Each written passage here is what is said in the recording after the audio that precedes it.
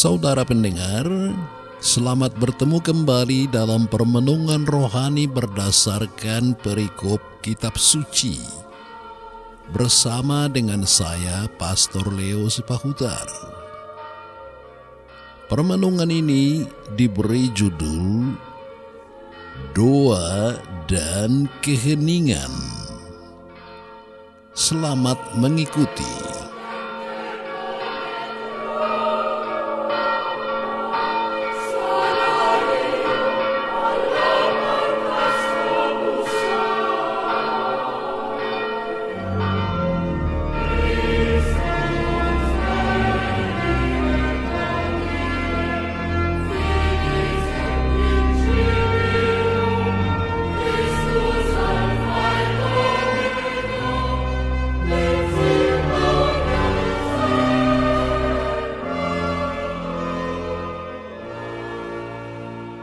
Inilah Injil Tuhan kita Yesus Kristus menurut Yohanes pasal 17 ayat 1 sampai dengan 11a.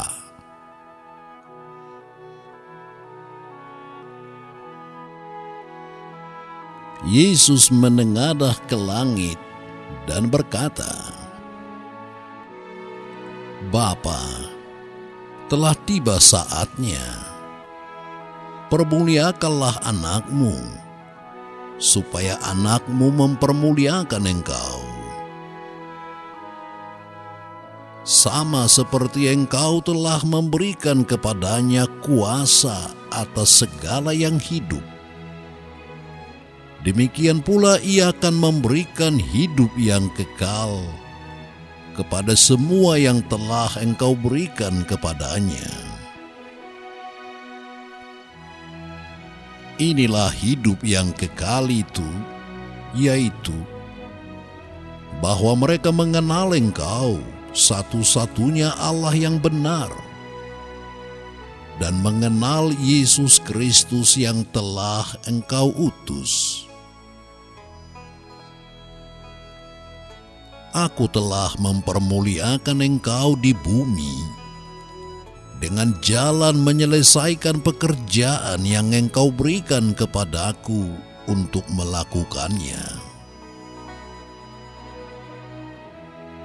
Oleh sebab itu, ya Bapa, permuliakanlah aku padamu sendiri dengan kemuliaan yang kumiliki di hadiratmu sebelum dunia ada. Aku telah menyatakan namamu kepada semua orang yang engkau berikan kepadaku dari dunia.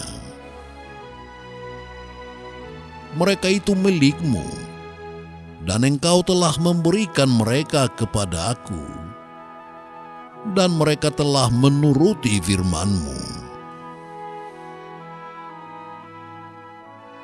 Sekarang mereka tahu bahwa semua yang engkau berikan kepadaku itu berasal daripadamu. Sebab segala firman yang engkau sampaikan kepadaku telah kusampaikan kepada mereka, dan mereka telah menerimanya.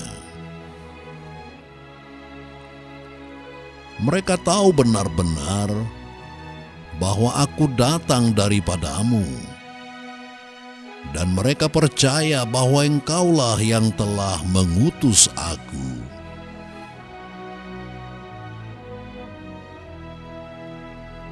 Aku berdoa untuk mereka, bukan untuk dunia aku berdoa, tetapi untuk mereka yang telah engkau berikan kepadaku, sebab mereka adalah milik-Mu, dan segala milik-Ku adalah milik-Mu, dan milik-Mu adalah milik-Ku, dan aku telah dipermuliakan di dalam mereka. Dan aku tidak ada lagi di dalam dunia, tetapi mereka masih ada di dalam dunia, dan aku datang kepadamu.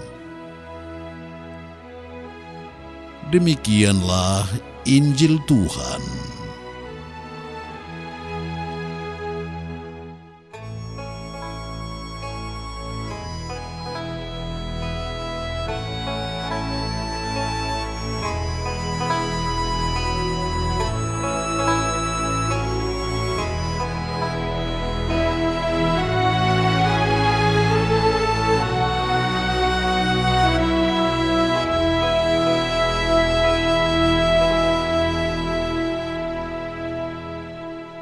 Saudara-saudariku yang terkasih di dalam Tuhan kita Yesus Kristus,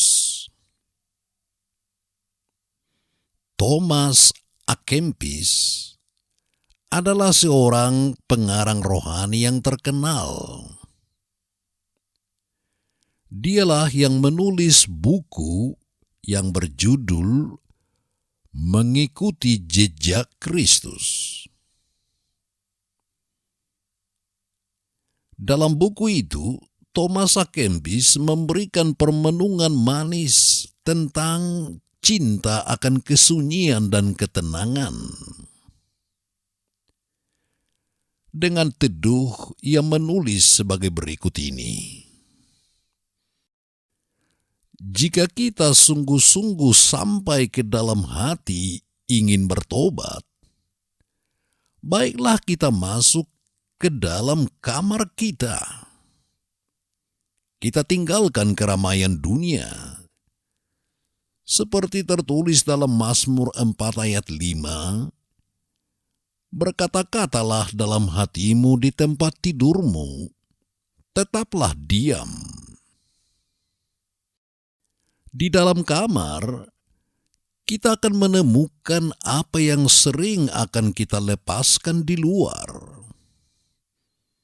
Jika kita setia mengundurkan diri di dalam kamar, maka kita akan sayang kepadanya. Sedang jika kita sering keluar meninggalkannya, maka kamar itu akan membosankan kita. Di tempat yang sunyi dan tenang, jiwa yang mursyid akan mencapai kemajuan dan belajar memahami rahasia-rahasia yang terpendam di dalam kitab suci. Di situ ia akan dapat mencucurkan banyak air mata untuk membersihkan dan memurnikan dirinya setiap malam, agar hubungannya dengan Tuhan penciptanya bertambah erat, selaras dengan jiwa mursyid itu menjauhkan diri dari keramaian dunia.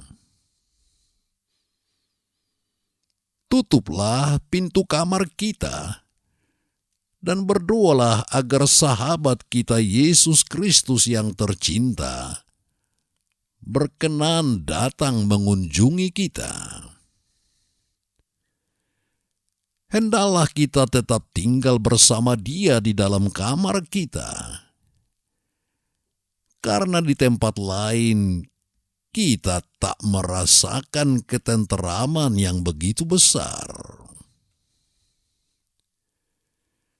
Demikian saya kutip dari buku Thomas A. Kempis, Mengikuti Jejak Kristus. Saudara-saudariku yang terkasih di dalam Kristus Yesus, setelah menyaksikan Yesus diangkat ke surga, para rasul yang pada saat itu sedang kehilangan orientasi hidup dan sangat takut terhadap setiap orang-orang Yahudi yang telah membunuh guru mereka, mereka kembali ke rumah penginapan mereka di Yerusalem dan masuk ke ruang tertutup yang pintunya digembok berlapis, dan satu-satunya kegiatan mereka adalah bertekun dalam doa bersama. Dan di tengah-tengah mereka hadirlah juga Maria, ibunda Yesus. Di ruangan tertutup itulah para rasul itu mengadakan retret panjang dan hening, membiarkan seluruh Yerusalem masih hingar-bingar dengan berita kematian dan kebangkitan Yesus. Dapat kita bayangkan bagaimana suasana hening itu menjadi suatu pencarian yang lama tentang arti hidup mereka. Suatu mata rantai pertanyaan tentang hakikat Yesus, sebuah gunung es misteri yang tak kunjung terukur dan tak terpahami. Untunglah ada kebersamaan mereka. Satu-satunya daya yang masih mereka miliki saat itu. Dan kebersamaan itu direkat serta diberdayakan dengan doa-doa mereka yang panjang tak berkesudahan. Sehingga ruangan itu menjadi bagaikan Taman Getsemane Paskah-Paskah, tempat mereka menyerah dan luluh terhadap penyelenggaraan ilahi.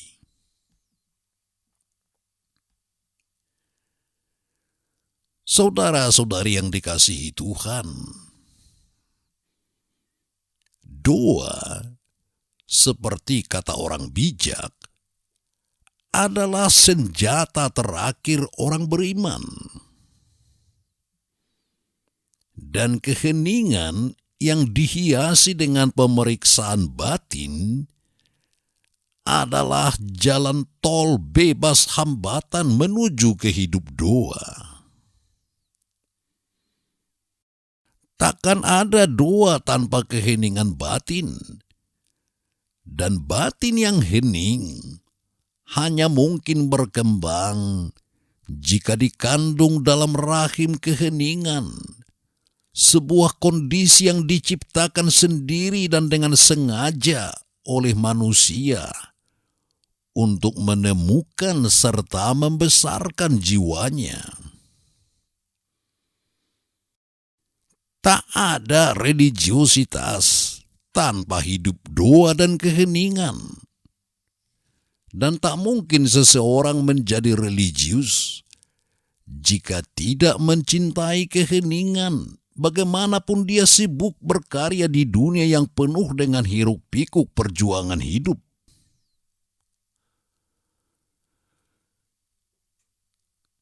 Santo Fransiskus dari Assisi pernah ragu-ragu dalam menentukan pilihan jenis hidup yang akan dihayatinya. Sebuah hidup kontemplatif yang keraskah, atau sebuah hidup aktif di dunia? Fransiskus tidak berpihak kepada salah satunya, karena keduanya adalah bentuk hidup yang baik pada dirinya sendiri. Lalu akhirnya Fransiskus memilih suatu vita mixta, sebuah paduan harmonis antara vita contemplativa dan vita activa, atau hidup kontemplatif dan hidup aktif.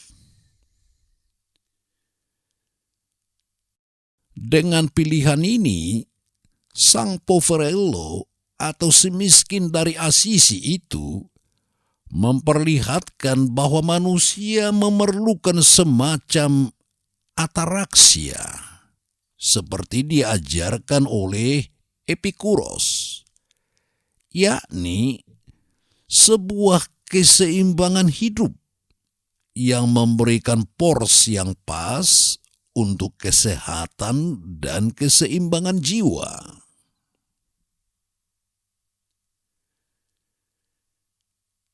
Saudara-saudariku yang terkasih, Yesus sendiri pun adalah seorang pendoa yang ulung, yang mencintai keheningan. Setiap kali dia akan mengadakan sebuah mukjizat besar, ia akan berdoa terlebih dahulu, menengadahkan tangan dan wajahnya ke langit yang tinggi, memuji Allah Bapanya, dan memohon bantuannya. Lalu setelah melakukan mukjizat-mukjizat besar, dia pun selalu mengajak murid-muridnya mengungsi ke tempat sunyi untuk berdoa. Dan dia sendiri pun sering menyendiri mencari tempat hening untuk berdoa. Dalam Markus 1 ayat 35 dituliskan begini, "Pagi-pagi benar, waktu hari masih gelap, dia bangun dan pergi keluar. Ia pergi ke tempat yang sunyi dan berdoa di sana."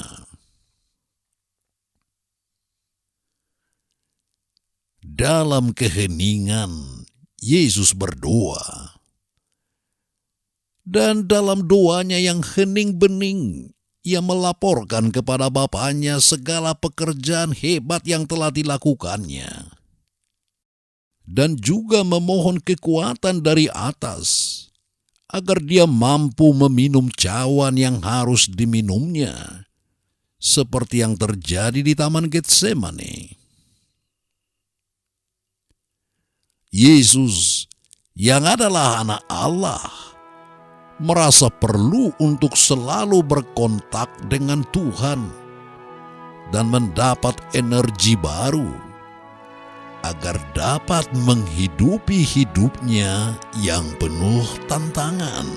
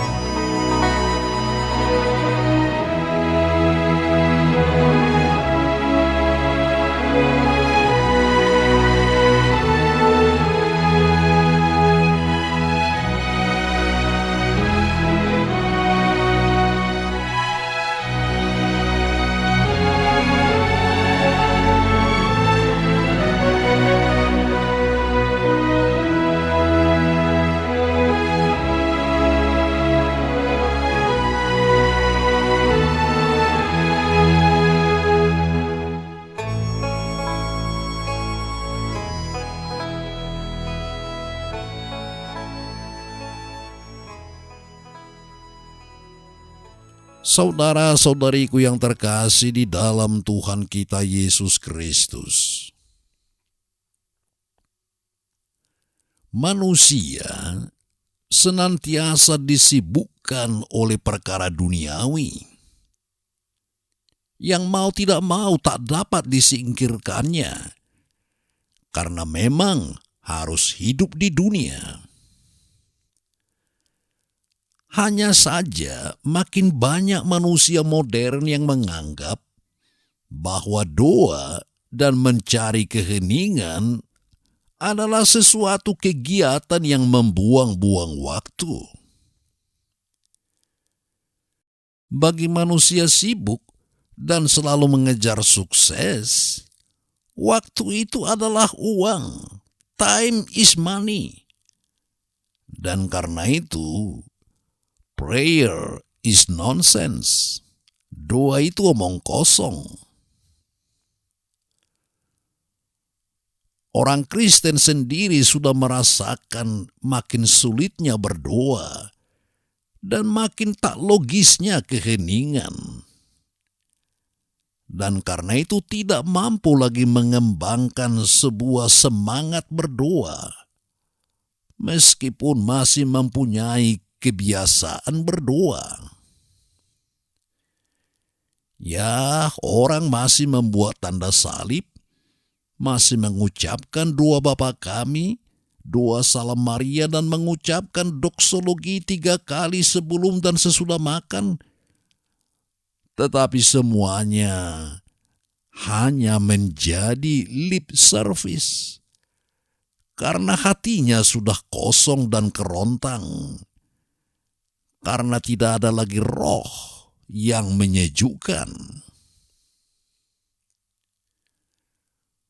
Orang-orang modern semakin mengembangkan doa otak, doa intelektual, dan mereka berpikir seraya berdoa, dan tidak lagi membiarkan roh yang berdoa dengan keluhan-keluhan yang tak terungkapkan, sehingga mengalir bagaikan air sungai. Doa otak membuat orang tidak melibatkan hati. Dan kalaupun orang berdoa, maka dia tak pernah konsentrasi dan melibatkan hatinya. Dan karenanya juga tidak berhasil masuk ke dalam hati Allah.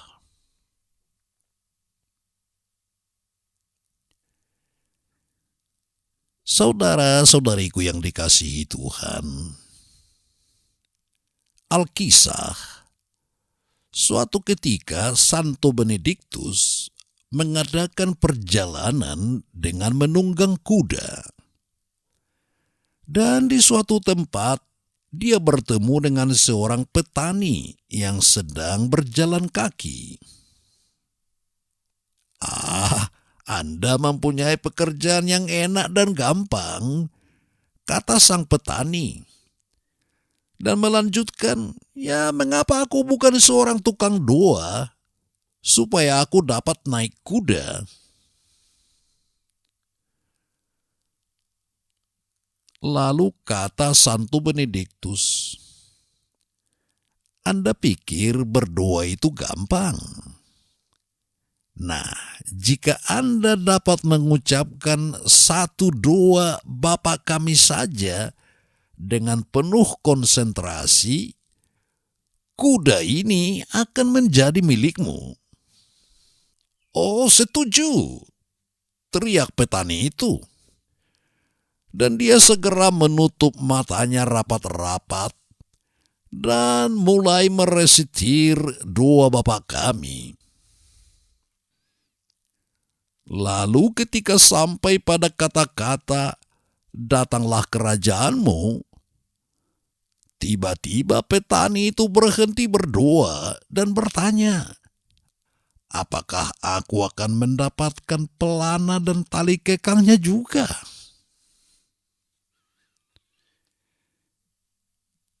Ya, saudara-saudari, memang tidak gampang berdoa. Apalagi jika harus mendoakan kepentingan orang lain dan membelakangkan kepentingan diri sendiri. Doa yang benar adalah doa yang bukan berpusat pada kepentingan pribadi, namun pada kepentingan Allah dan orang lain. Doa yang benar adalah doa yang meletakkan primat kepentingan Allah atas kepentingan manusia, seperti terungkap dalam doa Bapa Kami, serta doa yang memberikan perhatian pada kepentingan orang lain, seperti yang dilakukan oleh Yesus yang mendoakan murid-muridnya, seperti perikop Injil yang saya bacakan tadi. Dengan dan dalam doa, tampaklah kualitas rohani setiap pengikut Kristus. Orang berdoa akan sabar, seimbang, dan tak berhenti berbuat baik, kendati menderita. Orang berdoa akan mampu menerima diri, serta semua keterbatasannya. Orang berdoa itu percaya pada orang lain. Dia baik dan murah hati. Seorang pendoa akan selalu merasakan bahwa dia dicintai Tuhan. Dan karena itu dia akan selalu ingin bertemu dengan Tuhan dan mampu menciptakan kondisi untuk pertemuan itu, yakni keheningan jiwa. Seorang pendoa selalu penuh energi spiritual, dan daya itu diperolehnya dari keheningan yang telah diresapi oleh Roh Kristus yang meledakkan segala bukit-bukit kejahatan dalam jiwa, dalam hati, pikiran, dan tubuh. Dan dengan itu, manusia rohani itu dapat melejit ke hati Allah, berdiam di dalamnya, dan menjadi penuh rahmat yang sungguh nikmat. Amin.